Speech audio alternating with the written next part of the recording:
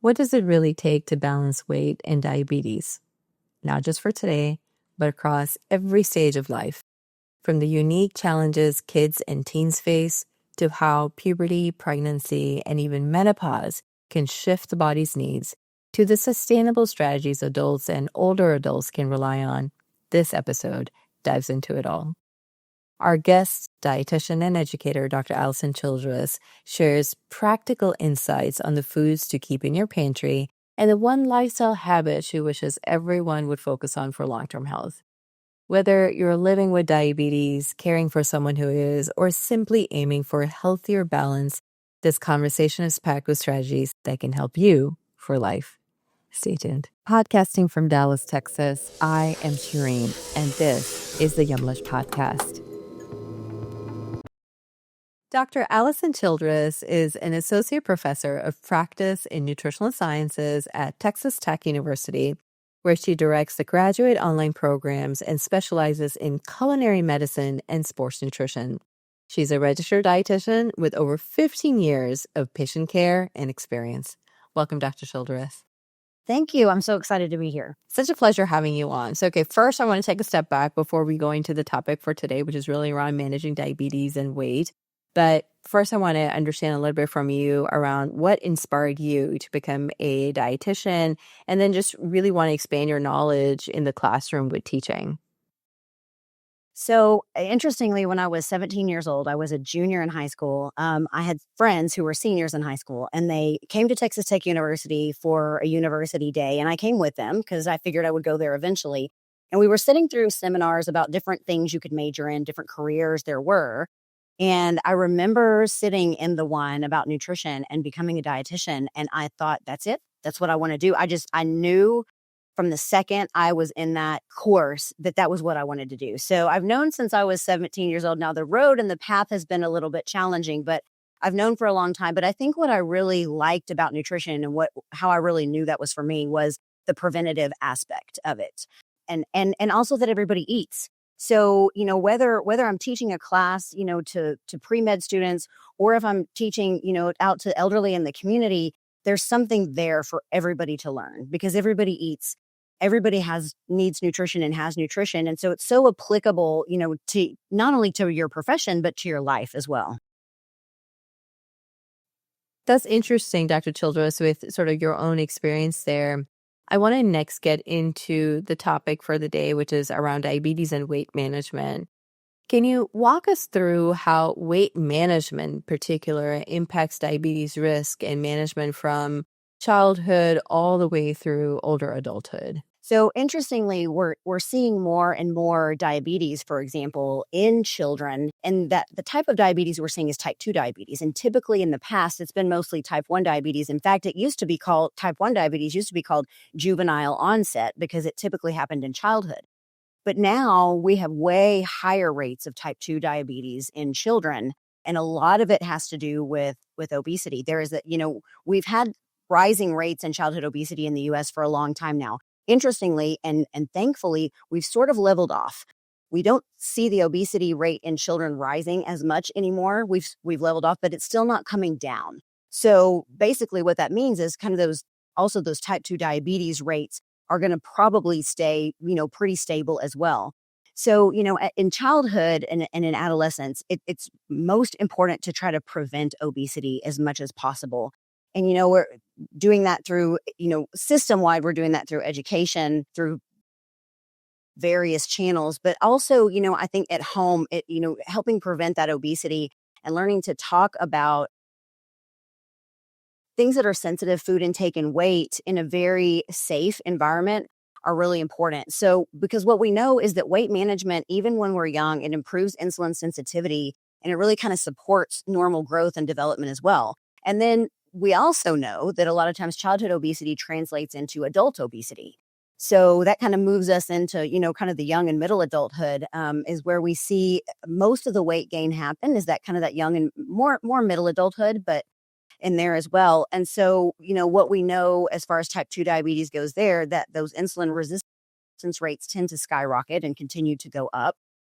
But moderate weight loss can actually improve insulin resistance. And a lot of times my patients maybe they come in and they have 100 or 150 excess pounds on them, and they feel like it's a very daunting task for them to try to lose that much weight. But what we know in clinical practice and in research is that even 5% of your weight loss can make a difference. So if you weigh 20 pounds, losing even, a pound or two, 2 to 5 pounds can dramatically improve the insulin resistance. And then, as we move into older adulthood, especially those who might still have type 2 diabetes, weight management is still really important. But we have a different worry in older adulthood, and that is preserving lean mass and preserving bone mass. Because, even those older adults who have obesity, their lean mass will start to decline. And what we know is as you start to lose muscle mass, your chance of dying from anything is higher. So we have to be very careful with how we do weight management in the older adults because we need to maintain lean mass and bone mass, but also try to reduce fat. So it can be very challenging. To expand on, what you were talking about with children itself. So what are some unique challenges children and teens with diabetes face when it comes to healthy weight management? That's a great question because there are some very unique challenges. And the first one is that we have to balance growth needs with their intake, with their weight, and with their glucose control. And this can be very difficult, especially if we don't have professional help or somebody to help kind of guide us through this. So, when you think about kids and teens who have type 2 diabetes, we have to maintain that blood sugar balance and that blood sugar control because if we over restrict calories in order to reduce weight, in order to, kind of prevent some of those type 2 diabetes problems and issues, we can compromise growth. And so, then we can also end up with some nutrient deficiency. So it's a very tough kind of balancing act. So I would say that's the biggest challenge is balancing those growth needs with food intake, weight, and then also glucose control. The other thing that I see sometimes in practice, interestingly, especially with teens, this happens a lot of times with teens who are on insulin, who are taking either insulin injections or on an insulin shot, is that, insulin can promote weight gain. And especially, in teens, that's a very sensitive time and they're very, most of the time, very averse to gaining weight. And if they learn that taking their insulin can make them gain weight, a lot of times they'll skip that insulin. And so then we can end up with a lot of problems. So, there's a lot of education that has to happen there as well. And then, we have to think about too, about peer pressure and not just peer pressure with weight, of course, but the peer pressure to fit in even with the foods that you're eating and your eating patterns. Because, a lot of times teens, they tend to skip breakfast or they skip meals or they may not have, the same eating patterns. And if they're in school and they're eating something different or they're eating in a different pattern, that kind of peer pressure and social pressure can be really hard on them mentally and emotionally. So we really have to take that into consideration as well. When you're talking about teens, I wonder what are some hormonal changes, during puberty or even pregnancy or menopause for that matter, that affect blood sugar or weight for people with diabetes? So puberty, when we go through puberty, both males and females, that can actually increase our insulin resistance. So somebody who is either already has pre-diabetes or who already has type 2 diabetes before they hit puberty, when they go through puberty, they may find their diabetes more difficult to manage because insulin is a hormone, just like our sex hormones are. And so a lot of times when we have one hormone that's not functioning properly or one hormone that's out of whack, either real high or real low, then that can affect the other ones. So that puberty can be an issue. In pregnancy, those who might go into pregnancy with prediabetes or type 2 diabetes, the hormones that our placenta produces can also increase that insulin resistance. So if we have a woman who goes into pregnancy who already has insulin resistance, now she's pregnant, the chance of her insulin resistance getting worse is pretty high, which makes her diabetes a little bit more difficult to manage. And then finally in menopause, that estrogen loss or that shift in estrogen can also worsen our insulin resistance. So, unfortunately for females, because of pregnancy and menopause, our diabetes can get worse and worse and worse throughout the lifespan. Yeah, so that's a double whammy. So because all these things are affecting blood sugar and weight as a result as well, what are the types of things that can be done during this period, especially when these hormonal changes are happening? I think the first thing to learn is just what good balanced nutrition is, and just to have a really good basis in what that looks like, because we can't fix something if we don't know what's broken. So I think, having that good nutrition knowledge, but and really focusing on balanced eating and not restrictive diets. I think a lot of times our knee-jerk reaction when we gain weight or when we are diagnosed with a chronic disease like diabetes or cardiovascular disease, we think, oh my gosh, I need to lose weight and I need to lose weight as fast as I possibly can. Mm-hmm. And so we go on like crash diets or very restrictive diets, and those can be really dangerous. And so we really focusing on nutrient dense foods, that eating pattern and our portion sizes and our consistency is better than trying to do a quick fix. Because a lot of times, yes, maybe you can do a crash diet and you might lose 10 or 15 pounds. But what we know in clinical practice and research is that most of the time that's going to come back. Mm. That people who have kind of a balanced approach to eating do a lot better with maintaining or keeping that weight off. Maybe they don't lose as much weight in the beginning, but they will eventually, and then they typically tend to keep it off. And so that's a more balanced approach is ideal. We also know that, regular physical activity can help boost that insulin sensitivity. So as far as weight management goes, yes, eating is important, but so can physical activity. And so, and the physical activity matters. Aerobic training and resistance training are really good for improving insulin resistance. Mm. And even modest increases can help. I think sometimes people think I have to go to the gym and I have to get on the elliptical for 45 minutes and then I have to lift weights for another 45 minutes. But even just as simple as taking a 10-minute walk after each meal, or even starting with even after one meal can help that insulin sensitivity. And then, with kind of what we've got now with some of the new medications, those are an option for some people, but not an option for some. And while those medications help the vast majority of people, we've actually seen them be harmful in some situations as well. So it's really important to individualize when we start to recommend those medications and who we recommend them to. So basically, consistency beats perfection any day of the week. Those small daily habits are what last, Mm-hmm. not the crazy things we do for a short period of time. Speaking of small daily habits, what are some staple foods or ingredients you recommend keeping on hand for managing blood sugar and maintaining healthy weight? That's a great question. And I'm glad you asked, because I think a lot of times people think they need special diabetes friendly foods, or they need vegan foods, or they need organic foods, or they need sugar-free foods. Mm-hmm. And really none of this is true. And in fact, the foods that are the best and healthiest for you can sometimes be the most inexpensive. That's another kind of misconception. People think that it's very expensive to eat healthy. So staple foods to have around: high fiber carbs.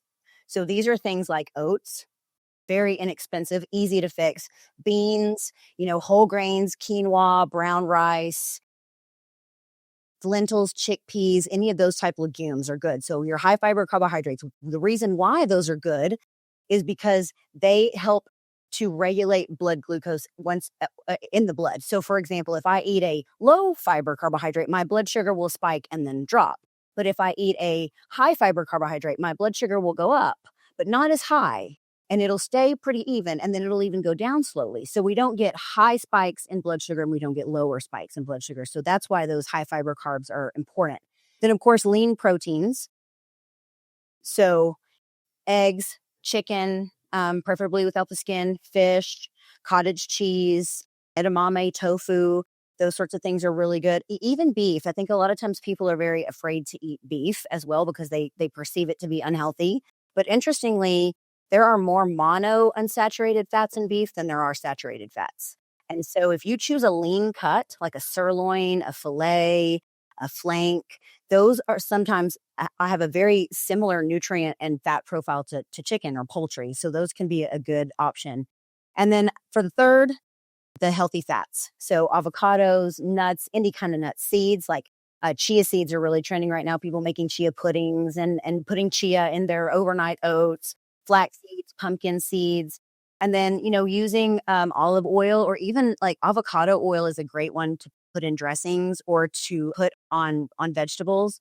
So, and the what protein and healthy fats really do as far as helping with glycemic control is they keep food in the stomach longer. And so instead of me getting a big dump of sugar into my small intestine and my blood sugar going up, I get a slow trickle when I mix it with some healthy fats and proteins.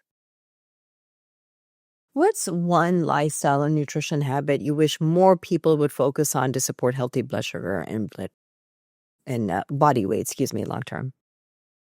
I would say focusing on their eating pattern. I have had countless patients that are on insulin, that have high blood glucose, that have type 2 diabetes, and we haven't changed what they've eaten. We've just changed when they've eaten it. And I have had people to cut their insulin levels in half. So if I could have the general population understand the importance of an eating pattern, that's what I would take away, because so many of us are busy, and we eat maybe once or twice a day, and that wreaks havoc on our blood sugar and our metabolism. So I think that eating pattern is really important. Perfect. With that, we are toward the end of the episode over here, Dr. Childress. How can our listeners connect with you and just learn more about your work? So I actually have, I'm the CEO of a company, 3 Culinary Med Docs, and we have a product called SAM, and you can find it at www.mypartnersam.com. And we actually have a web-based app that creates meal plans for persons who have chronic disease, especially people with multiple chronic disease. We address 14 disease states. So if you have diabetes and high blood pressure and celiac disease and fatty liver, for example, it will make you a meal plan. So there's my contact information is on that webpage. I'm also on LinkedIn as well. And then finding me through Instagram and Facebook. Perfect. We love that. And we'll link up everything here for our listeners so they can also shortcut to it and find you easily. Thank you so much for your time, Dr. Childress. To our listeners, thank you for tuning into another episode of the Yumlish Podcast. Your assignment next is to head over to Facebook or Instagram, find this podcast post and comment below to tell us what are your go-to meals or ingredients that help you stay on track with your blood sugar, with your weight goals. We'll continue the conversation there. Again, the question is, what are your go-to meals or ingredients that help you stay on track with your blood sugar and your weight goals? We'll continue the conversation there. Thank you so much for listening to another episode. And thank you, Dr. Childress. Thank you. Thank you for listening to the Yumlish Podcast. Make sure to follow us on social media at Yumlish_ on Instagram and Twitter, and at Yumlish on Facebook and LinkedIn for tips about managing your diabetes and other chronic conditions, and to chat and connect with us about your journey and perspective. You can also visit our website, yumlish.com, for more recipes, advice, and to get involved with all of the exciting opportunities Yumlish has to offer. If you like this week's show, make sure to subscribe so you can hear more from us every time we post. Thank you again, and we'll see you next time. Remember, your health always comes first. Stay well.